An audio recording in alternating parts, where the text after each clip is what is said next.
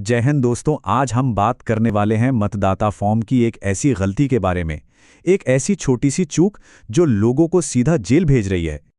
तो आज हम इस पूरे मामले की तह तक जाएंगे, इसे स्टेप बाय स्टेप समझेंगे ताकि हर कोई इस एक गलती से बच सके।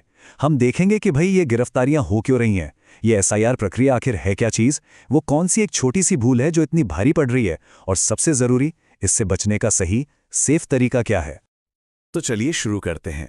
देखिए, हाल ही में ना उत्तर प्रदेश से कुछ ऐसी खबरें आई हैं जो सच में परेशान करने वाली हैं। आप सोचिए, एक बहुत ही साधारण सी गलती और नतीजा एफआईआर और फिर गिरफ्तारी। एक प्रक्रिया जिसे हम स्पेशल इंटेंसिव रिवीजन या एसआईआर कहते हैं, जो कि बहुत सीधी सादी होनी चाहिए, वही आजकल कई लोगों के लिए कानूनी मुसीबत बनती जा रही है। और ये कोई हवाई बात नहीं है। देखिए, रामपुर हो या सहारनपुर, असल में ऐसे मामले सामने आए हैं। यहाँ दो भाइयों को सिर्फ इसलिए गिरफ्तार कर लिया गया क्योंकि उन्होंने अपने परिवार के उन सदस्यों का फॉर्म जमा किया था जो विदेश में रहते हैं। इससे पता चलता है कि ये खतरा कितना रियल है ना? अब इस गलती को ठीक से समझने के लिए पहले ये समझना होगा कि ये एसआईआर प्रोसेस ये है क्या भला। चलिए इसको भी आसान भाषा में समझते हैं। तो एसआईआर का मतलब है स्पेशल इंटेंसिव रिवीजन। सीधे सीधे कहें तो ये पूरे भारत में वोटर लिस्ट को अपडेट और वेरीफाई करने का एक तरीका है। बस ये समझ लीजिए कि आपकी वोटर आईडी का एक रूटीन चेकअप हो रहा है ताकि सारी जानकारी सही और अप टू डेट रहे। और मजे की बात देखिए, इस प्रक्रिया को कितना ज्यादा सिंपल बनाया गया है।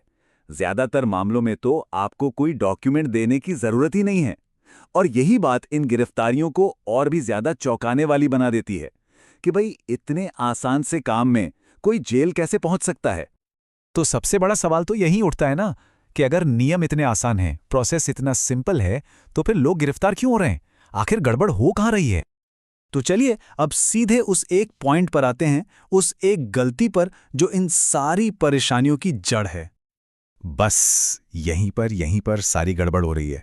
लोग क्या कर रहे हैं? अपने उन रिश्तेदारों के नकली सिग्नेचर, जाली दस्तखत कर रहे हैं जो देश से बाहर हैं, जबकि जबकि इसका एक बहुत ही आसान और कानूनी रास्ता पहले से ही मौजूद है। यही वो एक गलती है जो एक नागरिक कर्तव्य को अपराध बना दे रही है। और बस इसी एक पल में एक साधारण सा दिखने वाला फॉर्म एक क्रिमिनल केस में बदल जाता है।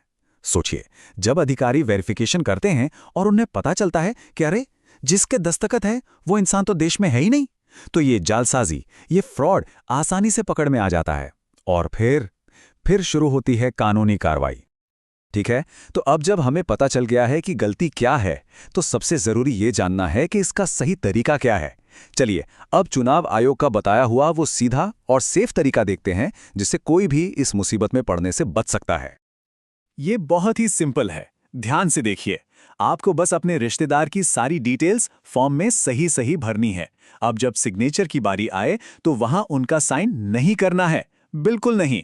आपको अपना खुद का साइन करना है और अपने साइन के ठीक बगल में अपना रिश्ता लिख देना है, जैसे बेटा, बेटी, पत्नी, जो भी है।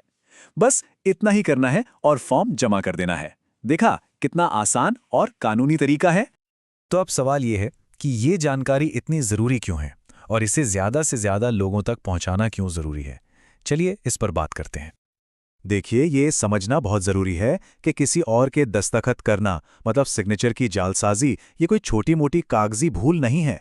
कानून की नज़र में ये एक गंभीर अपराध है। और जैसा कि सोर्स में भी साफ बताया गया है, इसका किसी धर्म या समुदाय से कोई लेना देना नहीं है। ये एक ऐसी प्रोसीजरल गलती है जो कोई भी अनजाने में कर सकता है और बहुत बड़ी मुसीबत में पड़ सकता है। तो ये कुछ बहुत ज़रूरी बातें हैं जो हमें याद रखनी है और अपने आसपास, अपने परिवार और दोस्तों को भी बतानी है। हो सकता है कोई और भी ये काम कर रहा हो। आपकी दी हुई एक छोटी सी जानकारी किसी को जेल जाने से बचा सकती है, ये बात याद रखिए। तो एक बार सोचिए, आपके जानने वालों में, आपके समुदाय में ऐसा कौन है जिसे ये सिंपल सा नियम जानना बहुत ज़रूरी है? इस जानकारी को सिर्फ अपने तक मत रखिए, इसे आगे बढ़ाइए, शेयर कीजिए ताकि कोई और अनजाने में ये गलती ना कर बैठे। ऐसी ही जानकारी के लिए सब्सक्राइब कीजिए ऑल कैन स्टडी को। Thank you. चलिए नेक्स्ट वीडियो पर मिलते हैं।